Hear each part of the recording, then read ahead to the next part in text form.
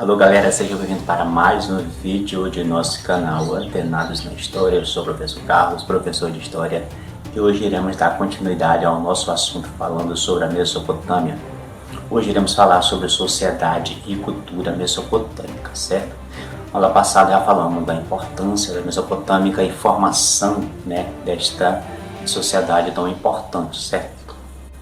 Falamos que a Mesopotâmia é uma palavra de origem grega que significa entre rios, e trata-se de uma região ali no crescente fértil, certo? Em meio ao deserto, localizado ali entre os rios Tigre e Eufrates. Então a Mesopotâmia é conhecida também como o berço da civilização, já que foi nessa região onde surgiram os primeiros desenvolvimentos, as primeiras civilizações, certo? Então as primeiras cidades elas foram resultado de quê? Da sedentarização humana. O homem ele deixou de ser nômade e começou a fixar-se em um local só, certo? Plantando e domesticando animais. Isso tudo ocorreu ali no final da pré-história, na Revolução Neolítica. Como estava organizada ali a sociedade mesopotâmica, certo? Então os povos mesopotâmicos eles foram uma sociedade muito organizada e que ficaram conhecidas pelas dezenas de cidade-estado. Já falamos que a cidade-estado são várias cidades, certo? Em uma região que tem a mesma cultura, que fala a mesma língua, tem os mesmos costumes. E cada uma dessas cidades-estado é controlada por um governante, com suas próprias leis, certo? Com seu próprio sistema de governar ali. E em cada uma dessas cidades havia a presença de quê? De uma autoridade que era responsável por tomar decisões de cunho político e religioso nestas tribos. A grande maior parte da população era pertencente à classe mais baixa, certo? Que estava ali, incluído ali os camponeses e trabalhadores que prestavam serviço à comunidade, beleza? Então, dessa maneira, podemos concluir que a sociedade ela era sustentada por uma classe de homens livres, beleza? O sistema de servidão coletivo destinava a atenção para a administração da agricultura, além de organizar as obras públicas, objetivando a melhoria na produção agrícola. Neste cenário, percebe-se de que o ponto central para compreender a formação da sociedade nesse tipo de experiência se dava pela posse de terras, certo? E pela divisão do trabalho, que gerava uma interdependência entre os indivíduos que nelas viviam. A cidade-estado baseava-se na terra, nas relações de trabalho e no comércio, e havia também incentivo à produção, à propriedade privada. Nesta civilização era praticado ali o modo de produção asiático. O que é isso? Modo de produção asiático. Neste modo de produção, o Estado ele era o proprietário de todas as terras. Ele era quem mandava em tudo e em tudo, certo? Então, para utilizar as terras que pertenciam ao Estado, os trabalhadores eles deveriam pagar taxas e impostos. Os trabalhadores principalmente ali, os camponeses, eram presos à terra, não podiam abandoná-las. Parte da produção e de bens gerado pelos trabalhadores eram geralmente utilizados para pagar os seus impostos, ou seja, eles trabalhavam na terra, mas tiravam ali uma certa parte de sua produção para entregar ao Estado.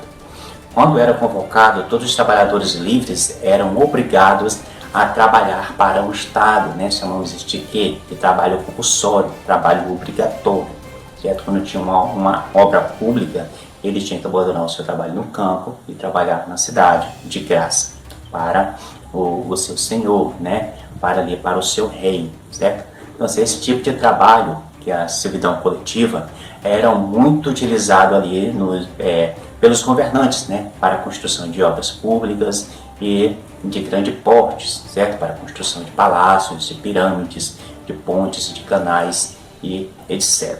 Certo? Então, já na cultura, principalmente ali no campo científico, os mesopotâmicos eles tiveram destaque ali no papel do desenvolvimento da escrita, com a criação de um sistema de caracteres cuneiformes, certo? Criando assim a escrita cuneiforme. A escrita, primeiramente, ele era uma escrita mais idealística, uma escrita mais de ideais, certo? Por exemplo, se tinha uma lei ali que o filho tinha que obedecer os pais, eles colocavam ali apenas um exemplo, né? Eles colocavam ali a figura de uma pessoa mais alta, uma figura de uma pessoa mais baixa ali, certo? Dando a entender que o filho tinha que obedecer ao pai, correto? Em seguida foram criadas escritas ali baseado ali no som que sai de nossa boca, certo? São as escritas fonéticas, certo? Que ao longo do tempo ela foi se desenvolvendo até chegar nas escritas que temos hoje, né? No campo jurídico, também muito importante, né? Foi criado ali o Código de Hammurabi durante ali o rei Hammurabi ali na Babilônia, né? O grande rei da Babilônia, Hammurabi. Então, uma compilação ali de 282 leis, né, da antiga Babilônia. Então, o Código de Hammurabi ele é visto como a lei mais fiel, né, do direito. A legislação é a legislação mais antiga que se tem conhecimento.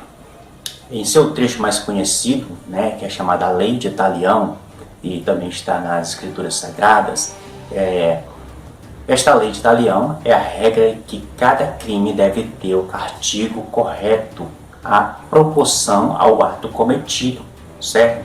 Então, essas regras aparecem nas escritas bíblicas como olho por olho e dente por dente. Então, percebemos que com o aumento do comércio foi obrigado também a ser criada ali a matemática, certo? De um cunho importantíssimo, certo? Para essa civilização e um legado importante para os dias atuais, beleza?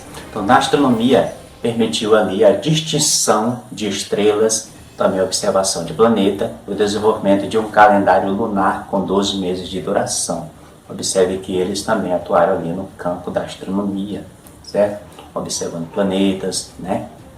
E também criando um calendário baseado nas fases da Lua. Também tinha um calendário também baseado também no Sol, né? Calendário solar. Então podemos citar também o ramo da arte também e da arquitetura, onde os mesopotâmicos ficaram conhecidos pela construção de grandes e belíssimos palácios e templos, que ficaram conhecidos também como zigurates. Zigurates eram os grandiosos palácios onde moravam ali, geralmente moravam os reis e também aonde se fazia o culto a seus deuses, né? Da qual era comandado ali pelos sacerdotes, certo? Então no qual podemos destacar ali também o que? O Jardim Suspenso da Babilônia, da qual vocês estão vendo essa imagem lindíssima aqui, beleza? Então o Jardim Suspenso da Babilônia era interessante, porque quando os viajantes vinham, né, de longe eles avistavam aquela maravilha, né, que dava a impressão que os palácios estavam flutuando uns sobre os outros ali, em meio à vegetação, beleza? Temos também ali as esculturas mesopotâmicas, que eram muito simples, certo? Com rostos pouco expressivos, porém com uma riqueza quase minimalista, né, de detalhes ali quando se referia aos corpos, né? Já nas pinturas, os temas que tinham maior interesse eram o cotidiano, o religioso e o militar, certo? Então, o outro objetivo artístico que é preciso também dar importância é a cerâmica mesopotâmica, onde foram criados vários utensílios domésticos, né? Temos também que dar importância também para a criação ali dos registros escritos, certo? Os primeiros registros escritos, geralmente era escrito em pedras, como já falamos ali no Código de Hammurabi, né? A Lei de Italião, beleza? Espero que vocês tenham compreendido a aula de hoje. Se você compreendeu e gostou do vídeo, não deixe de deixar aquele joinha, se inscrever no nosso canal se você não está inscrito e acione o sininho para receber as notificações. Até a próxima videoaula.